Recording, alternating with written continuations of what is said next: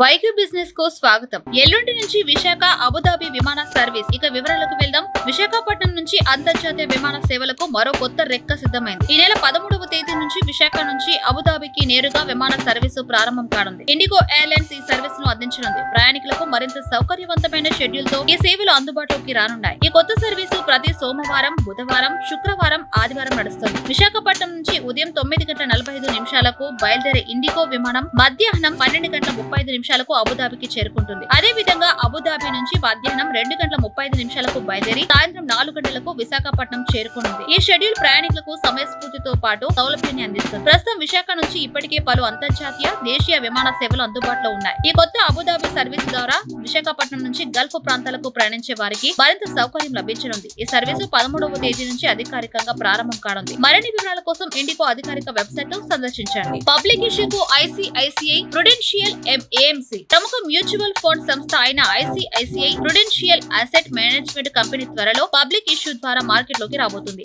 ఈ ఐపీఓ విలువ దాదాపు 10,000 కోట్ల వరకు ఉండవచ్చని మార్కెట్ వర్గాలు అంచనా వేస్తున్నాయి. ఈ ఐపీఓ పూర్తిగా ఆఫర్ ఫర్ సేల్ రూపంలో ఉండనుందని, అంటే కొత్త షేర్లు జారీ చేయకుండా ప్రస్తుత షేర్ హోల్డర్లు తమ వాటాను విక్రయించే అవకాశం ఉందని సమాచారం. ఈ ఐపీఓ కోసం ఐసిఐసిఐ ప్రుడెన్షియల్ ఏఎంసి ఇప్పటికే సన్నాహాలు మొదలుపెట్టింది. జూన్ చివరి వారం లేదా జూలై మొదటి వారంలో సెబీ వద్ద అవసరమైన పత్రాలను దాఖలు చేయనుంది. ఈ ప్రక్రియలో సహాయం కోసం సంస్థ దాదాపు 13 ప్రముఖ బ్యాంకులను నియమించుకుంది. ఈ ఐపీఓ ద్వారా సంస్థ యొక్క మొత్తం విలువ 1,00,000 కోట్లకు పైగా ఉండవచ్చని నిపుణులు అంచనా వేస్తున్నారు. ఇది మ్యూచువల్ ఫండ్ రంగంలో ఒక మైలురాయిగా నిలవనుంది. మార్కెట్ లో ఐసిఐసిఐ ప్రుడెన్షియల్ ఏఎంసి ఒక బలమైన ఆటగాడిగా ఉంది మరియు ఈ ఐపీఓ ద్వారా ఇన్వెస్టర్లకు కొత్త అవకాశాలు తెరవబోతున్నాయి. ఈ పబ్లిక్ ఇష్యూ ఆర్థిక మార్కెట్ లో ఎలాంటి ప్రభావం చూపనుంది, ఇన్వెస్టర్ల నుంచి ఎలాంటి స్పందన వస్తుంది అనేది ఆసక్తికరంగా మారింది. ర్యాపిడో ఫుడ్ డెలివరీ ఈ ఛార్జీలు ఉండవు. ఫుడ్ డెలివరీ మార్కెట్ లో హవాను చూపిస్తున్న స్విగ్గీ, జొమాటోలకు ఇప్పుడు గట్టి పోటీ ఎదుర్కోబోతుంది. రైడ్ పూలింగ్ దిగ్గజం ర్యాపిడో ఫుడ్ డెలివరీ రంగంలోకి సమర్థవంతంగా అడుగు పెడుతుంది. జాతీయ మీడియా వర్గాల సమాచారం ప్రకారం ర్యాపిడో తమ సేవలను తక్కువ ఖర్చుతో వేగవంతంగా అందించేందుకు సిద్ధమవుతుంది. National restaurant association of ఇండియాతో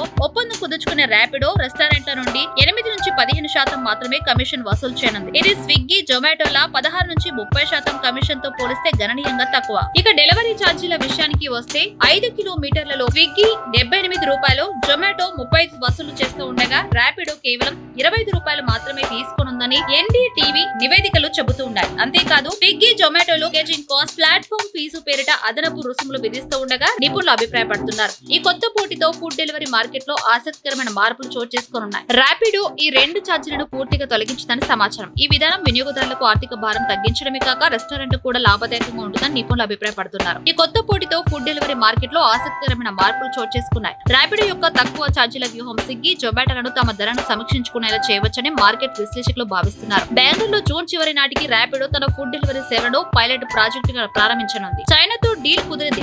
America అధ్యక్షుడు డొనాల్డ్ ట్రంప్ చైనాతో ఒక ముఖ్యమైన వాణిజ్య ఒప్పందం కుదిరినట్లు ప్రకటించారు. లండన్ లో జరిగిన అమెరికా, చైనా వాణిజ్య చర్చలు సత్ఫలితాలనిచ్చాయని, టారిఫ్ వార్ తర్వాత ఈ ఒప్పందం ఒక కీలక మైలురాయిగా నిలిచిందని ఆయన వెల్లడించారు. ఈ ఒప్పందం ద్వారా 2 దేశాల మధ్య ఆర్థిక సంబంధాలు మరింత బలపడనున్నాయని అంతర్జాతీయ విశ్లేషకులు అభిప్రాయపడుతున్నారు. ఈ ఒప్పందం ప్రకారం చైనా తమ దేశంలోని విలువైన ఖనిజాలను అమెరికాకు ఎగుమతి చేయడానికి అంగీకరించింది. అమెరికా 55% టారిఫ్లను పొందనుండగా చైనాకు 10% టారిఫ్లు లభించనున్నాయి. ఈ ఒప్పందం ద్వారా 2 దేశాలు పరస్పర లాభాలను పొందే అవకాశం ఉందని పోస్ట్ లో పేర్కొన్నారు. ఈ ఒప్పందం ఆర్థిక వృద్ధికి ఊతమిస్తుందని, అంతర్జాతీయ వాణిజ్యంలో సమతుల్యతను తీసుకొస్తుందని ఆయన విశ్వాసం వ్యక్తం చేశారు. అంతేకాకుండా ఈ ఒప్పందంలో భాగంగా చైనా విద్యార్థులు అమెరికాలో చదువుకునే అవకాశాన్ని కూడా ట్రంప్ హైలైట్ చేశారు. గతంలో చెప్పిన విధంగానే చైనాతో సహకారాన్ని కొనసాగిస్తామని ఆయన స్పష్టం చేశారు. ఈ ఒప్పందం 2 దేశాల మధ్య సహకారాన్ని, విశ్వాసాన్ని మరింత పెంపొందిస్తుందని అంతర్జాతీయ సమాజం ఆశాభావం వ్యక్తం చేస్తుంది.